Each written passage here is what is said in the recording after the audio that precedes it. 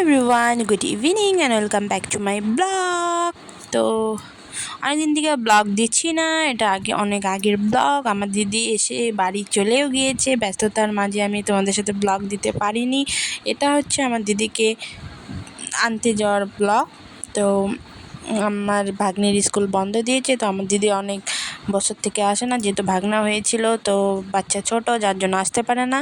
তো এখানে আমরা বাড়ির সবাই মিলে, আমার দাদা, আমার মা, আমার বড় দিদি, বড় জ্যাম্বু, আমার ভাগনা, আমি গাড়ি নিয়ে যাচ্ছি আমার ছোট দিদিকে আনতে। তো সকালে মা আর দিদির যাওয়ার কথা ছিল, তো যায়নি। পর আমার জিজু বলল যে সবাই মিলে যাই গাড়ি নিয়ে। তো এখানে আমরা তার জন্য সবাই মিলে গাড়ি নিয়ে বেরিয়ে পড়েছি বিকেলে। তো সারাদিনে তোমাদের সাথে আর কোনো ব্লগ শেয়ার করিনি, আর এই জন্য আমি ব্লগ শেয়ার করতে পারিনি, অনেক ব্যস্তও ছিলাম। জানোই ছোটো বাচ্চা থাকলে যা ব্যস্ত হয়। আমার ভাগনা আসলো, তো কাজ করতে লাগে, ভাগনা আমার কাছে থাকেই, তো আমার সাথেই অনেক ভালো করে থাকে, খাওয়া দাওয়া, তারপর স্নান করানো, ঘুমানো সব থাকে একদম। তো ওই জন্য যাচ্ছিলাম আর তোমাদের সাথে ভিউ শেয়ার করলাম। আর এটা আমাদের রাস্তার মাঝে পড়ে, এটা হচ্ছে আমাদের একটা মন্দির, কালীমার মন্দির। তো এখানে আমার জিজু নেমে প্রণাম করে নিল আর বলল ওখানে নাকি প্রসাদও দিবে আমার জিজু, কবে বা শ্রাবণ মাসে নাকি লাস্টের দিকে। তো ওই জন্য ব্রাহ্মণের সাথে কথা বলে আসলো। তো তারপরে আসলাম, এসে দেখি আমার ভাগনা ঘুমিয়েছে। তারপরে উঠে একটু খেললো টেললো।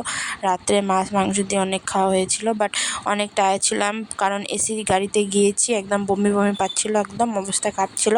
রাত্রে আর আমি তোমাদের সাথে কিচ্ছু শেয়ার করিনি। তো সকালে স্নান টান করে চা খেয়ে আমরা সবাই মিলে বেরিয়ে পড়েছি সকাল সকাল। তো এখানে আমি তোমাদেরকে ওদের বাড়ির সামনে ঠাকুর বানায়, মালিবাড়ি আছে, তো আমি তোমাদেরকে ফটো দিয়ে একটু দেখালাম ঠাকুরগুলোকে। তো তারপরে এই যে দেখো, আমরা সবাই ওদের বাড়ির সবাই মিলে এগিয়ে দিল। তো তারপর গাড়ি বাড়ি করলো আমার জিজু। তো তারপর আমরা গাড়িতে উঠে এখানে গান লাগিয়েছি, গান লাগিয়ে পুরো গান করতে করতে আমি যাচ্ছি পাগলের মতো। তো এই দেখো, আমরা পিছনে বসেছি আর আমার ভাগ্নি, আমার দাদা, আমার দিদি ওরা সামনে বসেছে।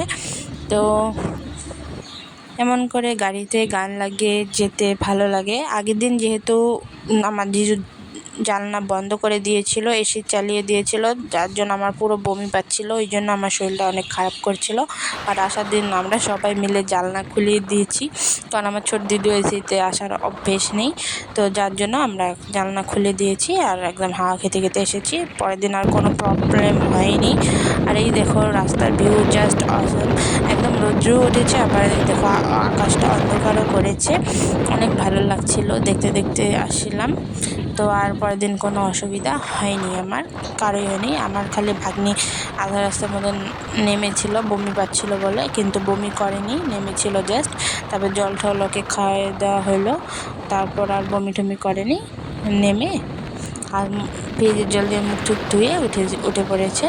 তো এখন আমরা এই যে এটা হচ্ছে আমাদের এখানে একটা দেখো, আমি দূর থেকে দেখাচ্ছি, জানি দেখা যাচ্ছে না, পাহাড়ের উপরে একটা মন্দির, অনেক উপরে উঠতে হয়, পাগলা বাবার মন্দির এটা। তো আমি যাইনি কখনো, আমি শুনেছি, আমার কাকির বাপের বাড়ি ওইখানে, তো শুনেছি, তার জন্য আমি তোমাদের সাথে শেয়ার করলাম। আর হচ্ছে এখন সবারই খিদে পেয়ে গেছে, একটা ধাবাতে যাব আমরা এখন। তো ধাবা ভালো, যেটা ভালো ধাবা থাকে, আমরা সবসময় রুটি তরকা খাই, ওই ধাবাটা পাইনি, তো এটা আর একটা ধাবাতে গিয়েছি। তো এখানে রুটি তরকা খেয়েছি, খিদের চোটে খেয়েছি, কিন্তু একদম বাজে ছিল তরকাটা, পয়সাও নিয়েছে, এত দাম নেই, কিন্তু একদম বাজে ছিল। তারপরে চার মধ্যে খালি আমার জিজু চিনি ছাড়া চা খায়, জিজুকে চিনি ছাড়া চা দিতে বলেছি, তো আমাদেরকে সবাইকেই চিনি ছাড়া চা দিয়েছে, একদম বাজে।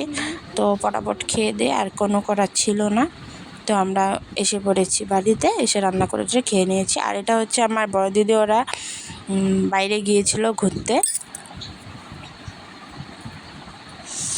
শিলিগুড়ি ওইদিকে সামথিং, আমি ভুলে গিয়েছি এক্স্যাক্ট জায়গাটা আমি জানি না। তো ভিডিও কল করেছিল আমার ছোটো দিদি, আমি আর আমার ভাগ্নি দেখছিলাম, তো ওইটাই তোমাদের সাথে শেয়ার করলাম।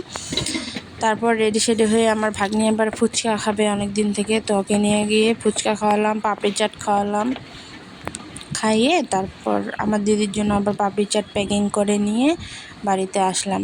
ও 2টা রিলসও বানালো আমার ভাগ্নি, ও নাচতে খুব পারে একদম। আর ওখান থেকে এসে আমি গিয়েছিলাম এটিএমে পয়সা ওঠাতে আমার মার। তারপর পয়সা উঠিয়ে ওইদিক দিয়ে দোকান গিয়েছিলাম। এই যে দেখো ওকে গার্ডার ক্লিপ, ও দোকান ঢুকলে এগুলো লাগে, ব্রেসলেট, তারপরে একজোড়া চটি কিনে দিয়েছি। তো আর আমার মা এখানে আমার ভাগনাকে কলা খাওয়াচ্ছিল। এই দেখো কলা খাচ্ছে। ও ঘরে বলে কিছু খায় না, কিন্তু আমাদের বাড়ি এসে কি সুন্দর খাচ্ছিল। তো বাচ্চাটা কয়দিন থাকার পর আমাদের বাড়িতে অনেক জ্বর হয়েছিল, কারণ ছোটো তো পট করে এসেছে, অনেক দিন হয়েছে, যার জন্য ওর অনেক জ্বর হয়েছিল। তো এই যে দেখো পরের দিন আমার দিদি আর আমি মিলে পার্লারে গিয়েছি আমার দিদির পুরো প্লাক করতে। তো আমার ভাগ্নি আবার কেক খেতে চেয়েছে, তো ওই দিক দিয়ে পার্লার দিয়ে আমি আবার এই যে মিয়মোর থেকে কেক নিয়ে আমার একটা চটি কিনেছি, কেক নিয়েছি। আর আমার দিদি আবার আমার ভাগ্নির জন্য ফ্যান কিনেছে, ছোট হ্যান্ড ফ্যানগুলো হয় যে, অনেক ভালো লাগে। এই দেখো ওরা অনেক খুশি হয়েছে।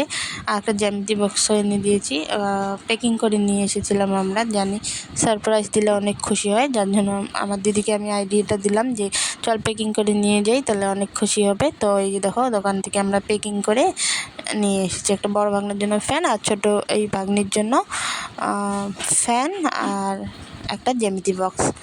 তো নিয়ে এসেছি, ও অনেক খুশি হয়েছে।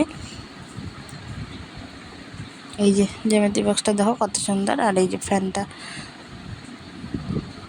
ওই দেখো কত খুশি হয়ে গেছে ও। আর আমার ভাগনার জন্য একটা ওই যে কি বলে আমি জানি না, এটা প্লাস্টিকের বাজে যে ঝুনঝুনি, এই যে এইগুলো এনে দিয়েছি, এটা বাজাচ্ছে। আর আমি একটা চটি নিয়েছি, এই যে দেখো একটা চটি, এটা 300 টাকা নিয়েছে। তোমরা আমাকে কমেন্টসে জানিও তো বেশি নিয়েছে নাকি।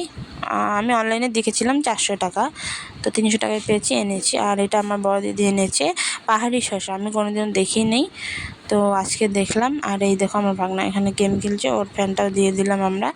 এই দেখো ওর ফ্যানটা অনেক সুন্দর হয়েছে, দুইজনের ফ্যানটায়।